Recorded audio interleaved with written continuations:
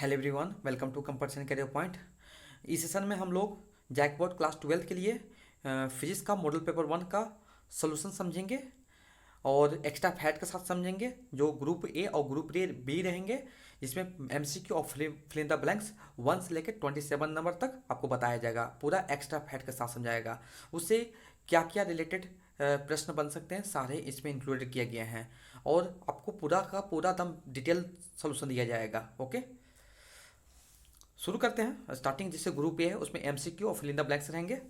सबसे first number, the unit for electric intensity is क्या हो जाएगा। ऑप्शन 4 दिया हुआ, देखिए, न्यूटन पर मीटर, वोल्ट पर मीटर, डायने पर सेंटीमीटर, वोल्ट पर मीटर स्क्वायर। तो राइट आंसर क्या हो जाएगा यहाँ पर, देखिए ऑप्शन बी सही हो जाएगा। राइट आंसर जो होगा ऑप्शन बी आपका सही हो जाएगा। यहाँ पर देखिए एक्सप्लेनेशन समझ सकते हैं, इससे क्या क्या रिलेटेड बन सकता है। इलेक्ट्रिक फील्ड इंटेंसिटी क्या होता है, फोर्स पर चार्ज, माने कि F by Q. Electric field को हम लोग ई से डिनोट करते हैं और फोर्स बाय चार्ज, फोर्स को एफ से और चार्ज को क्यू से डिनोट करते हैं। तो ये फार्मूला को भी याद कीजिएगा, यहाँ से भी एमसीक्यू बनेगा, बहुत इंपॉर्टेंट है। अब इस पर भी न्यूमेरिकल आ सकता है या आपको पूछेगा रिलेशन, पूछ जाएगा relationship between electric field, force and charge. देखिए अब यहाँ से सेकेंड और बन सकता है। यहाँ पर एसआई यूनिट हम जान गए, वोल्ट पर मीटर होगा। वोल्ट पर मीटर ऐसे भी लिखा सकता है, ऐसे भी लिखा जा सकता है, अब ऐसा भी लिखा सकता है। आपको तीनों याद रखना है कि किस किस फॉर्म में लिख सकते हैं। देखिए इसको वोल्ट मीटर, वोल्ट पर मीटर, वोल्ट पर मीटर। या एक और याद है, ये भी इंपॉर्टेंट है, ये भी इंपॉर्टेंट है आपका, न्यूटन पर कुलम, माने कि एन बाई सी। हाँ, इसको भी याद रखेंगे, जैसे N by C Newton per coulomb या न्यूटन कुलम का इन्वर्स, ऐसे भी हम लोग लिख सकते हैं, बहुत इंपॉर्टेंट है। ओके, अब देखिए एक ऐसा क्वांटिटी अगर पूछा जाएगा कि इलेक्ट्रिक फील्ड, जो इलेक्ट्रिक फील्ड पूछेगा इंटेंसिटी कैसा क्वांटिटी है, तो आपको बताना होगा वेक्टर क्वांटिटी होगा। क्या होगा, वेक्टर क्वांटिटी। ये भी आपको इंपॉर्टेंट है, सारे का सारे जितना मैं टर्म बताया हूँ सारे इंपॉर्टेंट है। ओके, नेक्स्ट चलते हैं सेकेंड नंबर। सेकेंड नंबर देखो, the electrical potential at a point inside charge spherical shell क्या होता है। Option zero, constant, variable, maximum. Option क्या हो जाएगा, बी सही हो जाएगा। क्यों सही होता है यहाँ पर देखिए, अगर आप बात करते हैं यहाँ पर देखो, सबसे पहले हम जानेंगे कि electric field inside the shell क्या होता है। अगर आपसे देखिए यहाँ पर लिख देता हूँ, electric field inside spherical shell, मैंने होलो सेल स्पेरिकल सेल क्या होता है। आप हम लोग गॉस थ्योरम से इसको प्रूव भी कर चुके हैं। क्या होगा बताइए, यहाँ पर ई का वैल्यू क्या हो जाएगा, इलेक्ट्रिक फील्ड की वैल्यू क्या होता है, स्पेस में जीरो होता है। ओके, आगे बढ़ते हैं, नेक्स्ट की ओर बताता हूँ इसके। हम लोग एक और जानते हैं कि इलेक्ट्रिक फील्ड और पोटेंशियल डिफरेंस में, पोटेंशियल ग्रेडियंट में रिलेशन होता है, D V by D R. Okay, ये फार्मूला आपको है, electric field equal to potential difference by length. Okay, या इसको पोटेंशियल ग्रेडियंट भी बोलते हैं। तो देखो इलेक्ट्रिक फील्ड यहाँ पर जीरो हो जाएगा। Okay, D V by D R क्या होगा, ये भी जीरो हो जाएगा। ओके, अब इसको हम लिख सकते हैं ना, D V by D R equal to zero. अब इसको मैं कर दूंगा तो डी वी इंटू क्या होगा, जीरो इंटू डी आर क्या हो जाएगा, D V equal to zero. हाँ, अब इसी को यहाँ पर देखिए समझेंगे, इंटीग्रेटिंग कर देंगे, इंटीग्रेशन कर देंगे, integrating on both side. Okay, integration जब करेंगे डी का, और जीरो का इंटीग्रेशन क्या होगा, जीरो का तो जीरो ही आएगा ना, जीरो का इंटीग्रेशन क्या होगा, जीरो आ जाएगा। ओके, जीरो का इंटीग्रेशन क्या हो जाएगा, जीरो आ जाएगा, जीरो इंटू कुछ भी रहेगा तो जीरो आएगा। अब डी का इंटीग्रेशन क्या होता है, जैसे हम लोग जानते हैं ना, डी एक्स का इंटीग्रेशन क्या होता है, हम लोग डी एक्स का इंटीग्रेशन एक्स होता है, एक्स प्लस क्या होता है, के कॉन्स्टेंट होता है। तो यहाँ पर भी क्या होगा, डी वी के क्या होगा, D V equal to V हो जाएगा, और जीरो का तो जीरो हो जाएगा, और साथ में हम लोग क्या एक कॉन्स्टेंट टर्म देते हैं, के क्या बताओ, के आपका यहाँ पर कॉन्स्टेंट टर्म है, के क्या है आपका कॉन्स्टेंट। तो वी इक्वल टू क्या हो गया, देखियो वी इक्वल टू क्या होगा, के मीन्स कॉन्स्टेंट। इसलिए आप बोला जा रहा है कि यहाँ पर कभी भी अगर इलेक्ट्रिक पोटेंशियल पूछेगा, अब भी क्या है, यही आपका इलेक्ट्रिक पोटेंशियल है, इलेक्ट्रिकल पोटेंशियल। तो आप इसको अच्छे से याद रखिएगा, क्या होता है कि किसी भी स्पेरिकल सेल के अंदर इलेक्ट्रिक पोटेंशियल क्या होता है, हमेशा क्या होता है, कांस्टेंट होते हैं। Okay okay, next. अब देखो थर्ड न्यूमेरिकल है यहाँ पर, ये charge particles has drift velocity दिया हुआ है, देखिए ड्रिफ्ट वेलोसिटी मैंने कि वी का वैल्यू दिया हुआ है, यानी कि वेलोसिटी का वैल्यू दिया हुआ है इन electric field of electric field, देखो इलेक्ट्रिक फील्ड का यूनिट दिया हुआ है यहाँ पर ड्रिफ्ट वेलोसिटी दिया हुआ है। तो यहाँ पर देखो सबसे पहले हम लोग लिख लेते हैं, अब हम लोग क्या निकालना है, मोबिलिटी निकालना है। तो मोबिलिटी इक्वल टू हम जानते हैं, मोबिलिटी इक्वल टू क्या होता है, मोबिलिटी को म्यू से लिखते हैं, drift velocity by electric field लिखते हैं। हम लोग मोबिलिटी को drift velocity by electric field लिखेंगे, यानी कि वी डी बाई ई लिख देंगे। अब इसका वी डी का वैल्यू दिया हुआ है यहाँ पर, वी डी का वैल्यू देखो, वी डी का वैल्यू यहाँ पर गिवन है, और इलेक्ट्रिक फील्ड का वैल्यू ई का वैल्यू दिया हुआ। हम सिंपल मोबिलिटी फॉर्मूला क्या होता है, वी डी बाई ई कर देंगे, हम लोग यहाँ वैल्यू पुट कर देंगे 8.4 इंटू 10⁻⁻⁴, और ई का वैल्यू क्या है 2.1 इंटू 10⁻⁻⁴। अब इसको सॉल्व करेंगे तो 4 टाइम में देखिए पॉइंट पॉइंट कैंसिल, और 21 के टेबल में 4 टाइम कट जाएगा, और ये पावर स्पॉट लगा देंगे तो क्या होगा, सेम बेस में डिवाइड में क्या होगा, पावर माइनस होता है, तो माइनस माइनस क्या हो जाएगा, प्लस हो जाएगा। तो कितना 4 इंटू 10⁻⁶ मीटर स्क्वायर पर वोल्ट पर सेकेंड, यानी मीटर स्क्वायर पर वोल्ट सेकेंड। आप इसका असाइनमेंट भी याद रख सकते हैं। ओके, तो यहाँ पर ऑप्शन क्या हो जाएगा, ऑप्शन आपका यहाँ पर हो जाएगा बी सही हो जाएगा, ऑप्शन क्या हो जाएगा, बी सही हो जाएगा, ऑप्शन बी सही हो जाएगा। Okay, next fourth number, Kirchhoff's loop is a direct consequence of law of conservation of. पूछ रहा कि किरचॉफ्स लूप जो है direct consequence of law of conservation of क्या हो जाएगा, चार्ज हो जाएगा। ओके, ये वेरी वेरी इंपॉर्टेंट है। अब देखिए इससे क्या क्या रिलेटेड प्रश्न बन सकता है उस पर हम देख लेते हैं। देखिए एक्स्ट्रा फैक्ट समझ लीजिए। देखिए किरचॉफ्स फर्स्ट लॉ को हम लोग केसीएल भी बोलते हैं, किरचॉफ्स करंट लॉ भी बोलते हैं, या जंक्शन लॉ भी बोलते हैं, जंक्शन रूल भी बोलेंगे, या करंट लॉ भी बोल सकते हैं। अब ये किस पर बेस्ड होता है, देखिए इट इज बेस्ड ऑन, अगर बेस्ड पूछेगा तो क्या होगा, law of conservation of charge हो जाएगा। जो किरचॉफ फर्स्ट लॉ होता है वो किस पर बेस्ड होता है बताइए, कंजर्वेशन ऑफ चार्ज पर बेस्ड होता है। इसको क्या क्या नाम से जानते हैं, देखिए केसीएल के नाम से जानते हैं, जंक्शन रूल से भी जानते हैं, और करंट लॉ से भी के रूप में हम लोग जानते हैं। ओके, अब सेकेंड लेते हैं, किरचॉफ सेकेंड लॉ जो होता है हम लोग उसको लूप लॉ से भी जानते हैं, और पोटेंशियल लॉ से भी जानते हैं, और केवीएल रूल से भी जानते हैं। कुछ भी आपसे पूछा जाएगा आप इजीली आपको बता सकते हैं यहाँ से। अब ये किस पर बेस्ड होता है, Kirchhoff second law, it is based on law of conservation of energy. Very very important है, आप यहाँ से दोनों देख लीजिएगा कि क्या क्या। देखिए ऐसा पूछेगा Kirchhoff law is direct consequence of law of conservation, क्या हो जाएगा, 4 आंसर हो जाएगा। लेकिन पूछेगा किस पर बेस्ड होता है ये, तो क्या हो जाएगा, चार्ज पर होगा। और किरचॉफ सेकेंड लॉ जो होता है किस पर बेस्ड होता है, एनर्जी पर होता है। और किसको किस नाम से जाना जाता है हम लोग अच्छे से देख लिए।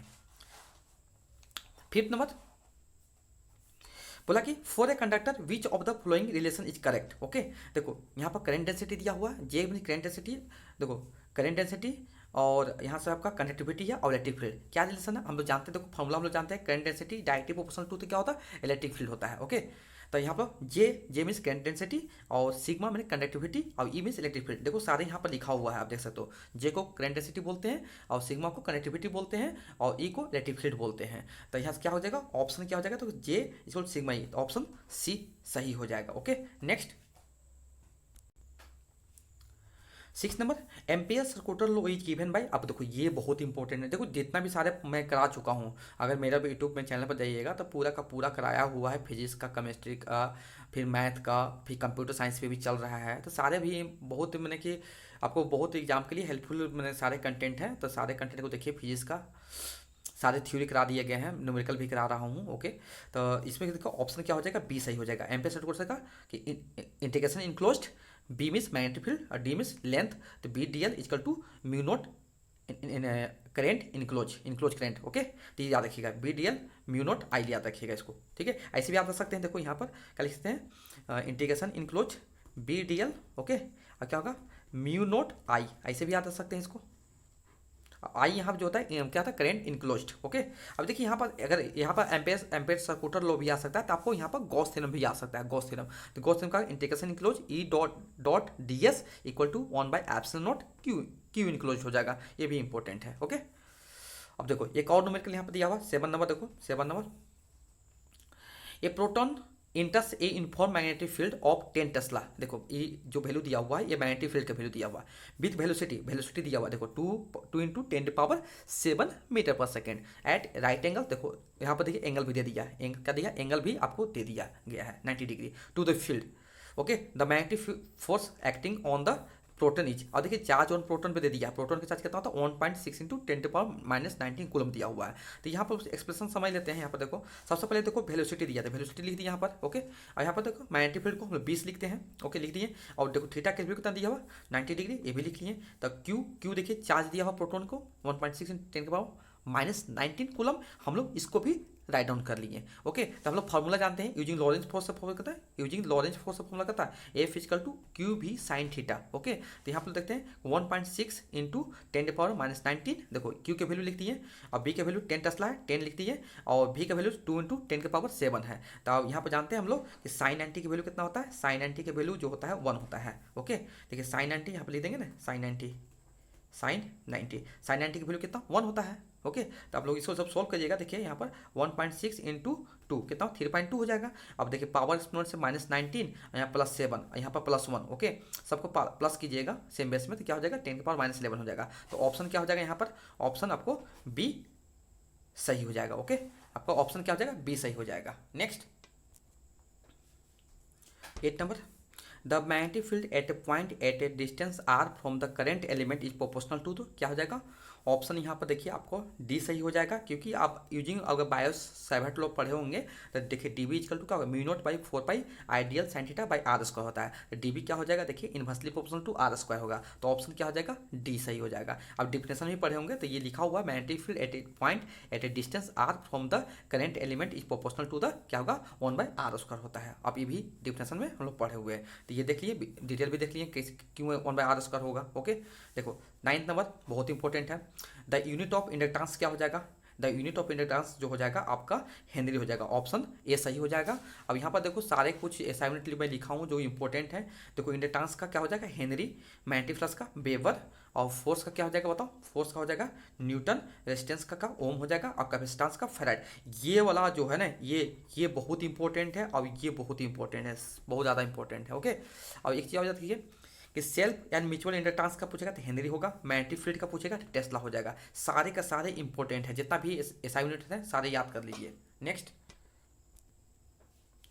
10 नंबर देखो, in a step of transformer the number of turns in the primary and secondary coils are respectively n1 primary coil का दिया हुआ नंबर ऑफ टर्न्स या टर्न्स, अब n2 number of secondary coil का दिया हुआ। तो स्टेप ऑफ ट्रांसफार्मर में क्या होता है आपको कि n2 ज़्यादा होगा n1 से, तो ऑप्शन क्या हो जाएगा, देखो ऑप्शन बी सही हो जाएगा। अब देखो इसका एक्स्ट्रा एक्सप्रेशन समझ लो, देखो स्टेप ऑफ ट्रांसफार्मर में क्या होता है के ग्रेटर देन होता है, के क्या होता है ट्रांसफॉर्मेशन रेशियो होता है, और इसमें जो एन एस जो होता है सेकेंडरी कॉइल का नंबर ऑफ टर्न्स दिया हुआ ज़्यादा होता है एन पी से, ई एस मैंने कि E M F electromotive force मैंने उसमें ज़्यादा होगा सेकेंडरी सेल में, किसे प्राइमरी कॉइल से, प्राइमरी टर्न से।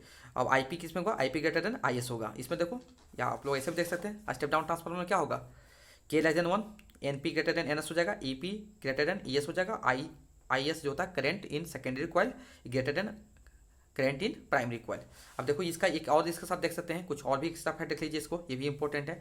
N S by N P E S by E P equal to I P by I S equal to K transformation ratio है, ये नंबर ऑफ टर्न्स है, ये क्या है ई एम एफ है, अब आई पी मिस करेंट है primary coil का, तो हियर के इज ट्रांसफॉर्मेशन रेशियो। इतना सारे याद रखिएगा तो आपको अच्छे स्कोर होंगे इस टॉपिक से। देखो 11th नंबर बहुत इंपॉर्टेंट एकदम इजी है, the twinkling of a star due to which following, आपका ऑप्शन क्या हो जाएगा रिफ्लेक्शन, एटमॉस्फेरिक रिफ्लेक्शन बोलते हैं या रिफ्लेक्शन बोल सकते हैं। तो आप लोग यहाँ पर देख सकते हो कि और कुछ एक्स्ट्रा फैक्ट देख लीजिए, on which optical fibre acts, तो ऑप्टिकल फाइबर जो है किस प्रिंसिपल पर काम करता है, तो क्या होगा आपका राइट आंसर क्या होगा टोटल इंटरनल रिफ्लेक्शन हो जाएगा, क्या होगा टोटल इंटरनल रिफ्लेक्शन हो जाएगा, ओके। नेक्स्ट देखो सेकंड ट्विंकलिंग ऑफ स्टार, ये तो मैं बता चुका हूँ, एटमॉस्फेरिक रिफ्लेक्शन या ऑप्शन में खाली रिफ्लेक्शन है तो अब रिफ्लेक्शन भी आप सही कर सकते हो, ओके। और एक और देख लीजिए थर्ड, ये भी पूछा जा सकता है, the brilliance of a diamond is due to, क्या होगा टोटल इंटरनल रिफ्लेक्शन हो जाएगा, क्या हो जाएगा टोटल इंटरनल रिफ्लेक्शन हो जाएगा। सारे सारे इंपॉर्टेंट हैं देख लेना। और देखो नेक्स्ट न्यूमेरिकल आ गया, आप देखो फिर से न्यूमेरिकल आ गया, देखो क्या है ये thin prism of refractive angle, okay 8 degree, okay 8 degree दिया and produced and deviation of 4 degree, देखो डेविएशन एंगल दिया, मिनिमम डेविएशन दिया हुआ, और यहाँ पर प्रिज्म एंगल दिया हुआ ए का। तो refractive index of the material पूछा जा रहा है, म्यू का वैल्यू पूछा जा रहा है, ओके। नेक्स्ट पेज में चलते हैं हम लोग, यहाँ पर मैं लिख लेता हूँ पहले, अच्छा चलिए नेक्स्ट पेज में चलते हैं। देखो यहाँ पर ए का वैल्यू मैंने कि क्या है, एंगल ऑफ प्रिज्म दिया हुआ, ये क्या है, angle of prism. Okay, angle of prism. अब ये दिया हुआ मिनिमम डेविएशन, क्या दिया हुआ, मिनिमम डेविएशन, मिनिमम डेविएशन। ये जी दिया हुआ था आपको, ये पूछा था रिफ्रैक्टिंग इंडेक्स पूछा हुआ, क्या पूछा हुआ, रिफ्रैक्टिंग इंडेक्स पूछा गया है यहाँ से। तो क्या हो जाएगा, डेविएशन इक्वल टू क्या होता है, minimum deviation equal to mu minus 1/a। अब इसका वैल्यू पुट कर दीजिए, देखिए ए का वैल्यू कितना 8 और देखिए मिनिमम डेविएशन को 4। अब जब इसको सॉल्व कीजिएगा, देखिए इंटू जाके डिवाइड होगा तो 1/2 हो जाएगा, माइनस में जाकर प्लस हो जाएगा। तो अब इसको सॉल्व कीजिएगा एलसीएम लेके, तो कितना होगा 3/2। आप बोल सकते हैं 3.5 बोल सकते हैं। तो इसका आंसर क्या होगा, राइट आंसर क्या हो जाएगा, राइट आंसर क्या हो जाएगा, ऑप्शन बी सही हो जाएगा 12 का। ओके नेक्स्ट देखो 13 number, the two light sources are coherent when they produce wave of, क्या होगा, इक्वल लेंथ तो होता ही है, ओकर equal with constant phase difference हो जाएगा। तो ऑप्शन डी सही होगा आपका, two light sources are coherent when they produce wave of equal wavelength with constant phase difference कि फेज डिफरेंस, राइट आंसर हो जाएगा। ओके नेक्स्ट 14 नंबर देखो, which of the following phenomena so that light is transverse wave. आपको 4 option दिया है, तो option यहाँ पर आपका सी सही होगा, पोलराइजेशन ऑफ लाइट। जल्दी से आपको लाइट चैप्टर से थ्योरी एमसीक्यू जल्दी जल्दी प्रोवाइड कर दिया जाएगा, और डिविएशन मैं कुछ करा चुका हूँ और डिविएशन बचा है, जल्दी जल्दी मैं करा दूंगा एग्जाम के पहले। ओके नेक्स्ट एक 50 नंबर देखो, Einstein's equation of photoelectric emission. Okay, Einstein's equation of photo electric इमेशन is क्या हो जाएगा, ऑप्शन आपको बी सही होगा। क्यों सही होगा आप देख सकते हो यहाँ पर, देखो एक्सप्लेनेशन, एच म्यू माने कि एनर्जी ऑफ फोटोन होता है, के मैक्स मीन्स काइनेटिक एनर्जी, और फाई नोट जो होता है वर्क फंक्शन होता है। ओके, तो अब यहाँ देखिए एच म्यू इक्वल टू के मैक्स, और इसको हम लिख सकते हैं वर्क फंक्शन इक्वल टू क्या होता है, H mu naught. Mu naught क्या होता है, थ्रेशोल्ड फ्रीक्वेंसी। इसका भी जब डुअल नेचर का आपको थ्योरी बहुत जल्दी ही मिलने वाला है इसका भी। ओके बहुत उसमें जितना भी आ सकते हैं इंपॉर्टेंट एमसीक्यू मैं करा चुका हूँ, उसका थ्योरी बचा हुआ, थ्योरी मैं जल्दी जल्दी प्रोवाइड कर दूंगा। देखो के max equal to H mu माई का एच म्यू नोट हो जाएगा, ये आप एनर्जी फोटोन है, ये आपका वर्क फंक्शन है। अब इसमें एच कॉमन ले लीजिए, एच क्या है, प्लांक कांस्टेंट है, तो म्यू माइनस म्यू नोट हो जाएगा। तो काइनेटिक एनर्जी को हम लिख सकते हैं 1/2 mv/v का मैंने मैक्सिमम वेलोसिटी पर बोला जा रहा है, तो H mu naught by mu naught. इस इक्वेशन को बोलते हैं, इस इक्वेशन को आइंस्टीन फोटो इलेक्ट्रिक इक्वेशन ही बोलते हैं। ओके नेक्स्ट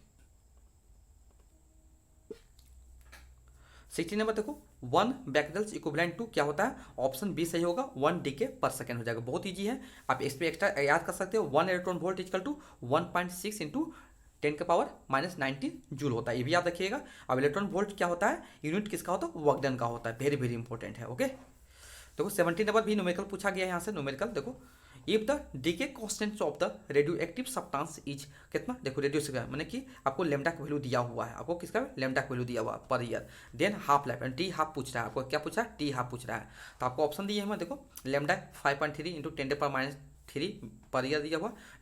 देखिए आप यहाँ पर डीके कॉन्स्टेंट जब पढ़े होंगे हाफ पीरियड में 0.693 बाई लेमडा होता है, और जब इसका वैल्यू पुट कीजिएगा, लेमडा का वैल्यू इसमें पुट कीजिएगा, यहाँ पर देखिए सॉल्व कीजिएगा तो क्या हो जाएगा, ये देखो ये यहाँ पर -3 पावर है, ऊपर जाकर प्लस पॉजिटिव पावर हो जाएगा, और 10⁻³ क्या होता है इंटू 3 लिख सकते हैं, या ऐसे भी छोड़ सकते हैं। और ये पॉइंट को उठाएंगे तो यहाँ पर कितना जीरो हो जाएगा, देखो 1 2 3 0 हो जाएगा। ओके यहाँ पर कितना होगा 3 0 हो जाएगा, यहाँ पर 3 0 होगा। अब ये वाला पार्ट क्या हो जाएगा, ये पार्ट कैंसिल हो जाएगा। अब इसको इंटू करेंगे तो 693 इंटू 10 6930 हो जाएगा, 6930/53। जब इसको डिवाइड कीजिएगा तो 130.75 आएगा, इसको राउंडिंग नंबर करेंगे तो 130.8 ईयर्स आ जाएगा। बहुत ईजी है, तो ऑप्शन आपको यहाँ पर बी सही हो जाएगा। Okay next